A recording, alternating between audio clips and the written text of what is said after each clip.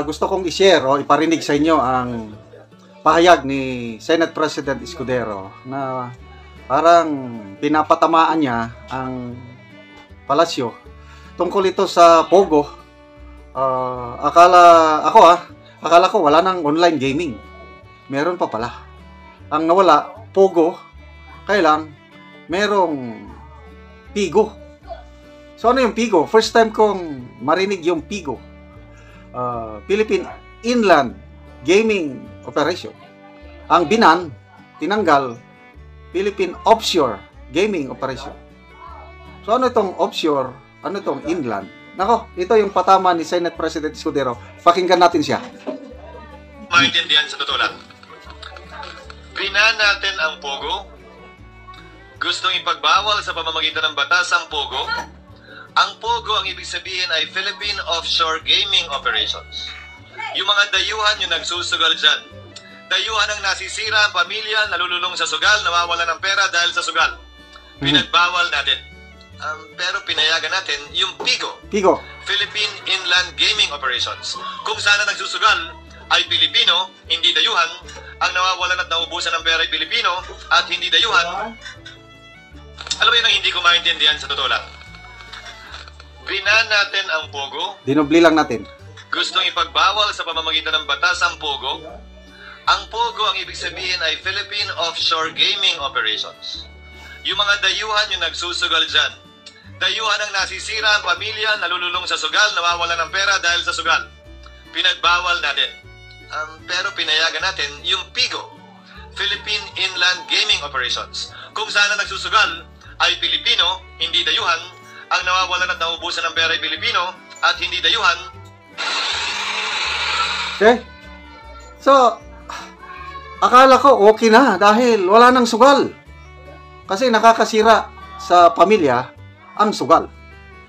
So, itong Pogo, dayuhan kaya nga offshore eh. Dayuhan ang nagsusugal. Kaya lang, ang mga empleyado, siguro matrabante, Pilipino. So, may mga krimen nangyayari dahil sa Pogo. So, napakaganda yung ginawa ng PBBM admin na total ban. Executive Order 74. Total ban ng Pogo. Wow, ang ganda. Ngayon ko lang nalaman through itong pahayag ni Senate President Escudero na sabi niya, nagtataka ako. Binan natin ang Pogo, may batas. Ang mga nagsusugal, dayuhan. Ang mga nasisira, pamilya, dayuhan. Eh bakit pinayagan ang Pigo? Nagsusugal ang mga Pilipino.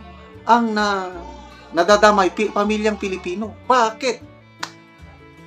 So, sinerge ko ang Pigo. Ano, ang Pigo, lisensya, PAGCOR ang nagbibigay ng lisensya. Sugal. Casino, online gaming.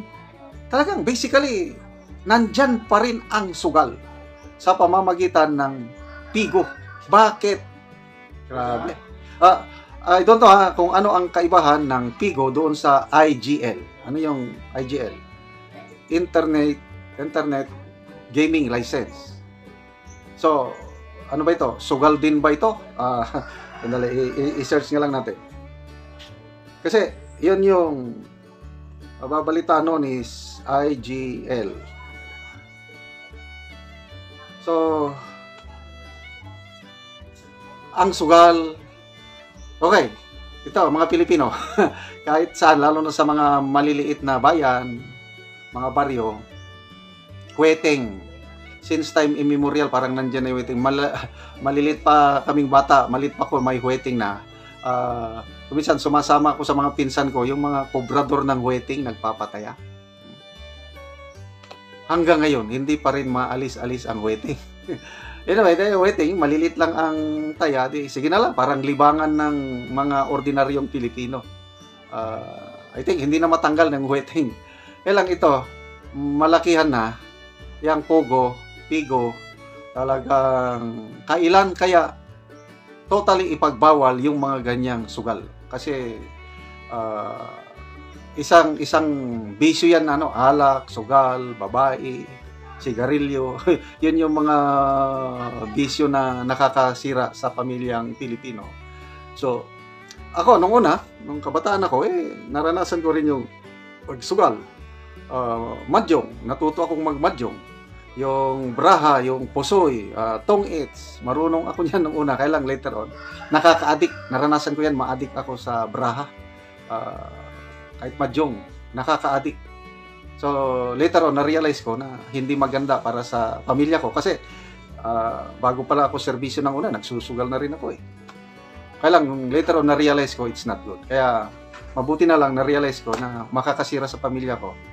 At sa tulong ng Panginoon, yan, naiwasan ko. Mula nun, hindi na ako nagsugal. At nakatipid. So, nakapagparal kami ng aming mga anak. Maganda ng kalagayan nila. At malaking epekto talaga ang sugal sa pamilyang Pilipino. Okay? Sana, ang gobyerno, binan ng Pugo, iba na rin na yung Pigo. Wala nang mga online gaming na ganyan. Yung huweting, sige na lang. Libangan na lang ng ordinaryong Pilipino yung huweting. Okay, mga kaibigan, salamat sa inyong palaging panonood sa ating mga videos. Yung income sa ating channel na ito, tinutulong natin sa Tribong Talaantig sa Bukidnon. Sa ngayon, namimigay tayo ng libreng yero at pako para makapatayo sila ng bahay or ma-repair nila ang kanilang sira-sirang bahay. Kawawa ang bahay ng Tribong Talaantig sa Bukidnon. Kitang-kita ko sa dalawa kong mata, tumutulo ang mga bubong pag umulan. Yung kasagaran sa kanila, walang kuryente, napakadilim sa gabi. Kakain sila, walang ilaw. Maswerte sila kung na sila later o whatever, madilim. So, yan, namimigay tayo ng yero, pako, solar lights, plato, kaldero, baso. So, salamat sa tulong nyo. Salamat sa inyong panonood, lalo na yung hindi nyo pag-i-skip ng ads. So, ngayon, ihatid na ng kanilang asawa sa kanilang bahay, kanilang ante, ng bigas. At yon ang kaldero. Ako po ang nagdala. Ang aking bana ang asawa ang naghatid ng bigas sa kanila. Ayo, Manoy! Manang! Magandang hapon po, Manang! Mayroon kaming dalang bigas at saka banig. Na ibinigay sa inyo dahil nabisita namin kayo. Kamuti lang po ang iyong pagkain dahil kawawa kayo. Binigyan namin kayo ng bigas at saka kaldero. Kunin mo ang kaldero. At ngayon, nandito po ang plato, kaldero, baso at saka kutsara na ibinigay namin ilang Manang at saka Kang Manoy na wala silang kaldero at plato, baso. Ito po, nabisitahan namin sila noong una na kawayan lang po ang kanilang baso. So ngayon mayroon na silang baso, plato, kutsara. So ngayon ang bata, kinunin nila ang kaldero.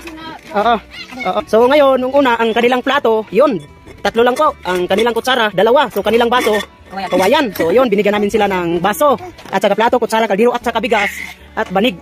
So yun, ang kanilang plato, kutsara, baso. 3 lang po ang kanilang plato. Yun po ang unang-una nilang kaldero. So, ilang lahat po kayo kakain ng luluto ng kaldero? 7 mo lahat. Na magkain ito ng niluluto ninyo ng kaldero. So, Manang, anong masasabi mo dahil sa binigay sa inyo na bigas, banig, kaldero at saka plato? Anong masasabi ninyo? Salamat. Anong masasabi mo, Manang, dahil sa binigay sa inyo kaldero, plato at saka bigas, banig? Salamat sa Ginoo nga nagtanaw sa video nga naghatag sa amo ang tabang. Tanawa karon dili man ulanan. Nalipay kayo ang among anak kay dili na ulanan. Ito. So, yun, ang binigay sa kanila na bahay, bagong bahay ito. So ngayon, binigyan na sila ng bigas, kaldero, plato at saka kutsara. Nung unang binigay sa kanila, solar, hero, sendansang, plinsin, yun po. So ngayon, marami na po ang naibigay sa kanila dahil sa kahirap ng kanilang buhay. So, Manang, salamat, Manang! Salamat!